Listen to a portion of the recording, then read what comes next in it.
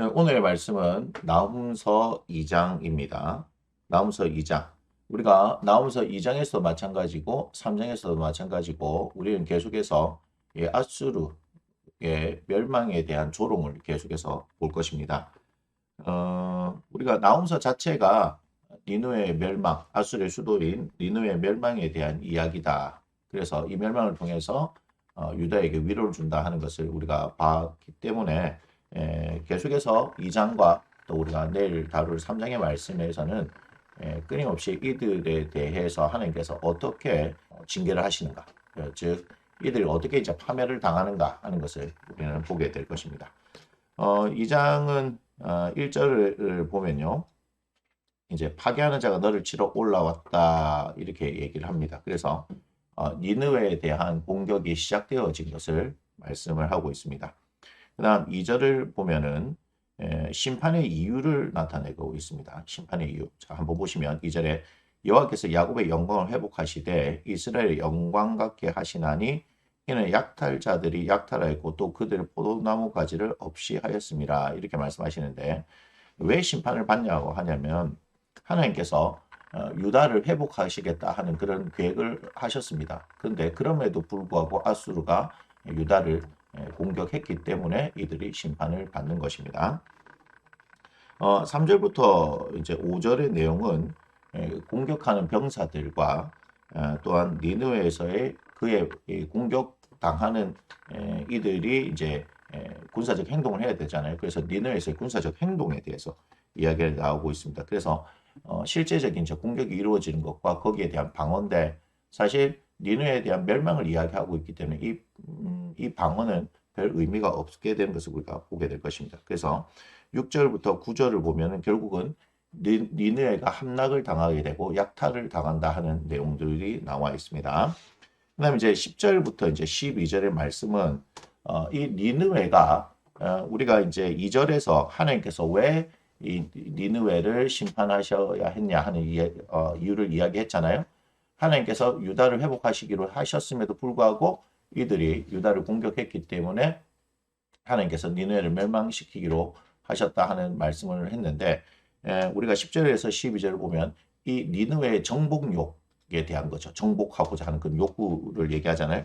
그거로 인해서 이들이 멸망당한다 하는 것을 이제 노래하고 있습니다. 근데 그 노래가 좋은 노래가 아니고 뭐예요? 조롱하는 노래다라고 얘기를 하죠. 10절을 보니까 니느웨가 공하였고 황폐하였도다. 주민이 낙담하여 그 무릎이 서로 부딪히며 모든 허리가 아프게 되며 모든 낯이 빛을 잃었도다.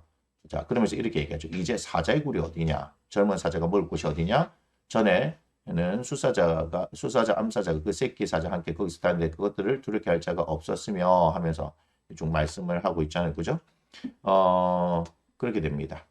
그리고 이제 마지막 13절은 하나님께서 심판의 말씀을 이제 선언하시는 장면이 나오는 거죠. 보시면 만군의 여호와의 말씀에 내가 네 대적이 되어 내 병거들을 불살라 연기가 되게 하고 내 젊은 사자들을 칼로 멸할 것이며 내가 또 내 노력한 것을 땅에서 끊으리니 내 파견자의 목소리가 다시는 들리지 아니하리라 하셨느니라 이렇게 말씀하고 있습니다. 우리가 13절의 말씀을 보면 아주 무서운 말씀이 나옵니다.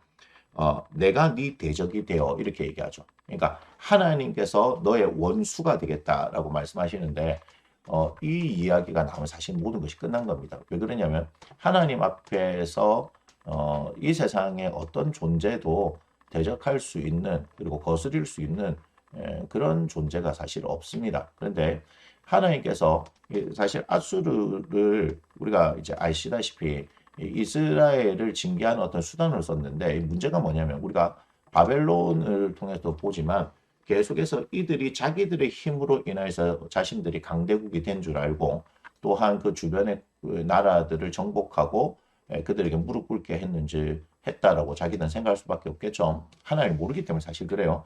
그런데 그 가운데서 우리가 생각해 볼 수 있는 것은 뭐냐면 항상 역사의 이면에 계신 하나님이 계시다는 것을 우리가 생각해야 되는 것이고 우리가 예수님을 믿으면서 이러한 지혜가 있다는 것 자체를 우리가 감사해야 할 것입니다.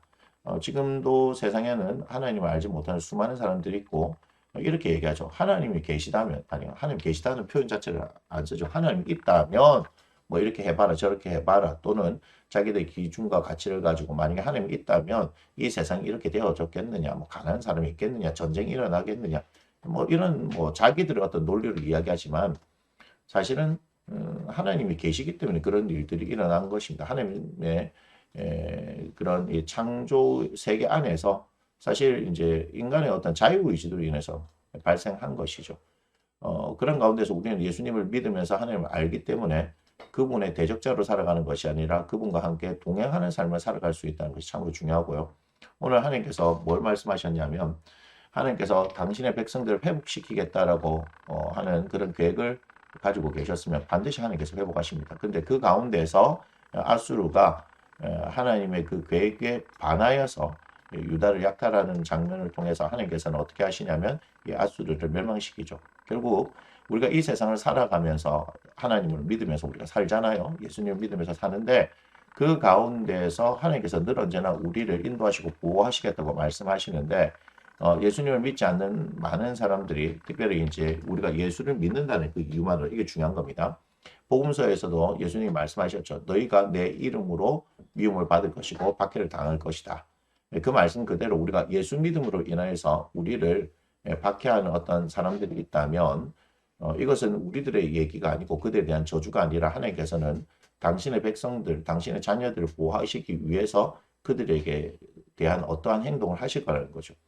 그러니까 우리는 우리를 힘들게 하고 억압하는 사람들에 대해서 그들에게 어떤 조치를 해달라 하고 구하는 것이 아니라 로마서를 통해서 볼 때 악에게 지지 말고 선으로 악을 이기라고 말씀하시는 것처럼 예수 그리스도의 이름으로 인해서 이길 수 있는 그런 믿음과 신앙의 성장들이 분명히 우리 가운데 있어야 될 것을 생각해 보면서 원수 갚는 것은 누구에게 있어요? 하나님께 있으니까 우리는 그것에 대해서 생각할 것이 아니라 항상 하나님께 초점을 맞추고 우리가 살아가야 할 것이고 그 하나님께서 원하시는 대로 살아가다 보면 그 가운데서 하나님께서 우리를 위해서 행하시는 일들을 경험할 수 있을 것이다 라고 생각해 볼 수 있을 것 같습니다. 나홈서 2장의 말씀은 여기서 마치도록 하겠습니다.